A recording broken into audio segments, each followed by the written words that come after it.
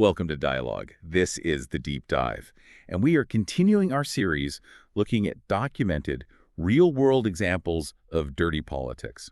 These are the moments where you can really see the machinery of power at work.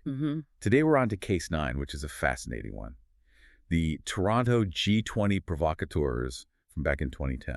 And what makes this case so powerful for the series is that it's not built on leaks or some whistleblower coming out years later. Right. The core of this, the really startling part, is that it's all built on official admissions. The authorities actually said the quiet part out loud, and that makes it an almost perfect demonstration of how these political atmospheres get engineered. Exactly. So that's our mission for this deep dive. We're going to walk through the facts of how this chaos was deployed to justify some really sweeping state action during that summit. It's a textbook case, really, using disorder to get the outcome you want. Okay, so let's set the scene. Where are we? We're in Toronto, Canada. It's June of 2010, and the city is hosting the G20 Summit. So this is a huge deal. We're talking about leaders from the world's biggest economies all in one place. The global spotlight is on. Absolutely. The stakes are incredibly high.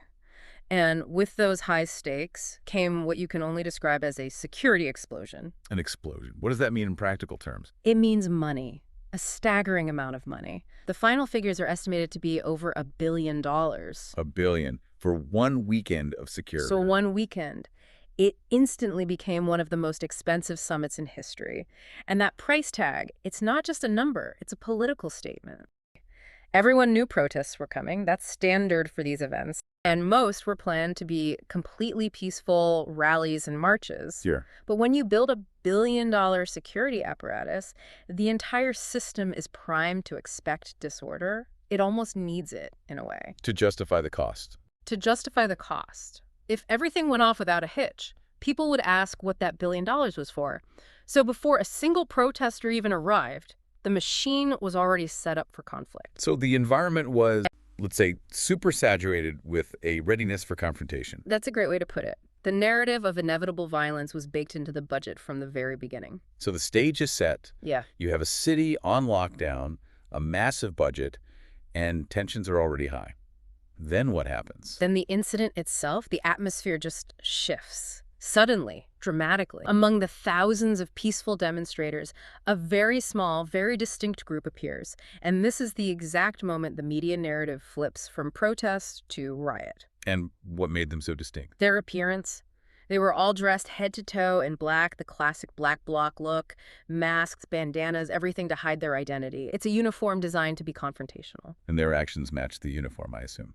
Immediately, they started engaging in very targeted, very visible destruction, breaking the windows of big storefronts, smashing up empty police cars. That's a key detail. A very key detail, and setting small fires. The point is, it was all incredibly photogenic. It was cinematic. Made for the cameras. Exactly.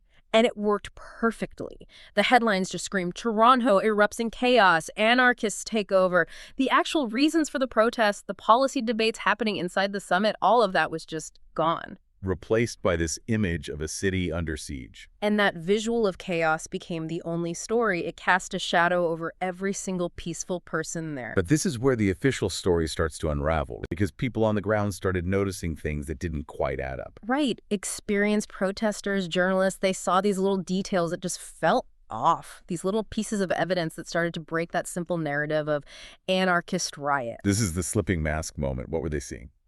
Well, the first thing, and honestly the most incredible detail, was the footwear. Several of these masked individuals, the ones actively smashing things, were wearing regulation police-issued boots. You're kidding. Not at all. Standardized, heavy-duty boots. The kind you get issued when you're on the force. It's a bit of an operational security failure. A bit. It's like an undercover spy forgetting to take off their agency ID badge. That's a perfect analogy. And beyond the boots, people noticed how they moved. What about their movement? It was described as tactical. It wasn't the chaotic, messy movement of a crowd. It was coordinated, disciplined. They moved like a unit. Not like a spontaneous group of angry protesters. Not at all. And then there's maybe the most damning observation of all. Which was? They weren't being arrested. You had uniformed police, lines of them in riot gear, standing nearby, watching this happen. And not intervening. And not intervening, which, under any normal police procedure, is unthinkable. If someone is setting fire to your car, you arrest them. But here, it was almost like there was a a protected space around them. A zone of immunity. Exactly. And the final proof came from photos and videos. As the police lines eventually did move forward, these masked figures were seen doing something very strange. They didn't fight back. They didn't fight back, they didn't run away, they retreated directly into the police lines. They went behind the police. They were absorbed by the police cordon, and once they were safely behind the lines, the masks came off. The implication was just unavoidable. So with that kind of visual evidence out there, the official wall of denial had to come down pretty fast. It crumbled almost immediately. You can't explain away photos like that. It's politically impossible. So what was the official response? It followed a very predictable pattern. First, total denial. We had nothing to do with any violent acts. Then, as the pressure mounted, the story changed. Both the Toronto police and the RCMP acknowledged that, yes, they did have undercover officers in the crowd. Okay. And yes, some of those officers were dressed as protesters, as members of the Black Bloc. So what was their reasoning? What was the official purpose of having officers dressed as vandals? Their stated role was intelligence gathering. Just to watch. Just to watch, to have eyes and ears on the inside, to see what the more radical groups were planning. And they were very, very insistent on one point. Let me guess. That their officers didn't actually break anything. Exactly. They were adamant our officers did not commit violence and did not incite destruction. They were purely passive observers. And this is where we get to the first really big lesson from this case, isn't it? The hard question. If your only job is to gather intelligence, if you're just there to watch, why on earth would you dress exactly like the people committing the crimes? That's the logical leap they could never explain. You don't need the full anarchist uniform to be an observer. You could wear a gray hoodie. You could just blend in. By dressing identically, you are doing more than observing. You're providing cover. You're adding to their numbers. You are magnifying the perceived threat. To the media, to the public, 10 people in black masks breaking windows is a much bigger story than 2 or 3. Even if one of them is a cop, no one can tell the difference. So their very presence in that disguise helped create the exact atmosphere of chaos that was needed. It fueled the narrative, and that's the core principle here. When the state decides to mimic disorder, it owns the consequences of that disorder. It doesn't matter if they didn't personally throw the rock. The appearance itself becomes the weapon. The appearance of chaos justifies a crackdown. Exactly. The perception becomes the reality, and that manufactured reality is then used to justify everything that comes next. Okay, so let's talk about what came next. The chaos happens. The narrative is set. What was the real objective here? What was all this used to justify? It was used to justify a massive, unprecedented crackdown on civil liberties. And we're not talking about a few dozen arrests of people who were actually breaking windows. No. We are talking about an extraordinary scale of repression. The final number is over 1,100 people arrested in a single weekend. 1,100. That has to be one of the largest mass arrests in Canadian history. It is. And it wasn't just the number, it was how it was done. Legal observers documented mass violations of basic rights. People held for hours, sometimes days, without being charged. And they were sweeping up everyone, right? Not just the people in black masks. Everyone. Peaceful protesters, bystanders, journalists, medics. If you were in the wrong place at the wrong time, you were caught in the net. And this event, it really normalized some police tactics that were, well, pretty controversial before 2010. It did. 2 terms in particular really entered the public conversation after the G20: kettling and preventive detention. Let's break those down. What exactly is kettling? Kettling is when police form a cordon, a human wall, around a large group of people and simply trap them there for hours. So you're just stuck. You're stuck, often in the rain, in the cold, with no access to water, food, or bathrooms. It's a form of collective punishment, and the legal argument against it is that it's arbitrary mass detention. They don't distinguish between a lawbreaker and a peaceful citizen. It's a tool to demoralize a crowd. And to neutralize them, yes. And preventive detention is maybe even more troubling. Why is that? Because it means arresting someone not for a crime they have committed, but for a crime you think they might commit in the future. So you're arresting people for intent, or potential intent. Exactly. It completely flips the presumption of innocence on its head. It became the rationale for sweeping up people who just looked like protesters before they'd even done anything. So the initial burst of violence, whether it was enabled or just observed by police, became the blanket justification for all of this. It became the rationale for everything. It wasn't about stopping crime. It was about controlling the narrative, dominating the physical space, and demonstrating overwhelming state power. It's incredibly efficient when you think about it. You don't need to prove anyone's guilt. You just need to create an atmosphere of threat. Once you have those pictures of burning cars on the news, any response, no matter how harsh, can be sold to the public as necessary. So what happened to those 1,100 people who were arrested? Did the charges stick? And that's the final piece of the puzzle. The vast, vast majority of them were released without ever being charged, or the charges were dropped later for lack of evidence. Which proves the point. It proves the point entirely. The goal was never prosecution. The goal was neutralization.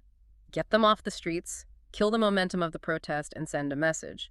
The arrests themselves were the punishment. We have to take a moment here and just appreciate the absurdity of the key piece of evidence. A billion-dollar security operation, the rights of thousands of people on the line. And it gets exposed by bad footwear choices. It's just incredible. Someone, somewhere, signed off on the black masks, the dark hoodies, the whole anarchist starter pack. But they forgot to tell the officers to change their shoes. You couldn't write it in a movie, could you? The irony is just perfect. They get every detail of the covert disguise right, except for the one bureaucratic, standardized piece of equipment that screams, "I'm with the government." It's so mundane, it's hilarious, but it's also what made the story so undeniable. It's not some grand conspiracy theory, it's just, look at the boots. Exactly. But this brings us to the serious question. Even after being caught, after this embarrassing operational failure, why do authorities continue to defend these kinds of tactics? What was the official defense? They framed it as necessary and standard policing. The argument was, look, we had world leaders to protect, we had intelligence about potential threats, so we had to use every tool available, and that includes infiltration. And they have a point, to a degree. Undercover work is a normal part of policing. It is, and this is where we have to get into that critical gap, the space where all dirty politics happens. The gap between what is legal and what is legitimate. Okay, explain that. Legality is about the letter of the law. Was it technically legal for them to have undercover officers in that crowd? Yes, it was. But legitimacy is different. Legitimacy is about public trust. It's about the spirit of the law. Is it legitimate for the state to dress up its agents as the very people causing chaos and then use that chaos to justify cracking down on everyone? The public would say no. So they hide behind the legality of the act. To excuse the illegitimacy of the outcome. They didn't technically throw the first stone, so they maintain their legal high ground, even if their moral authority is in tatters. And that gap is where this tactic survives. Because it's a playbook. The G20 wasn't a one-off event. It's a method for social control that you can see repeated over and over. Absolutely. The goal is to control the narrative. Once you get those images of chaos on TV, the legitimacy of the entire protest movement just collapses. The public conversation is no longer about, say, global trade policy. It's about law and order. Right. Suddenly, a massive police crackdown doesn't seem extreme. It feels reasonable. It feels necessary. And any accountability for the police just evaporates because they're seen as the heroes restoring order. And you see this same pattern throughout history, don't you? It's a tragic echo. You can go back to Chicago in 1968 at the Democratic National Convention. The police tactics there were clearly designed to provoke a reaction, to create violence that would justify a brutal crackdown on anti-war protesters. So provoke, then repress. Exactly. Or look at the Brooks Brothers riot in 2000 during the Florida recount.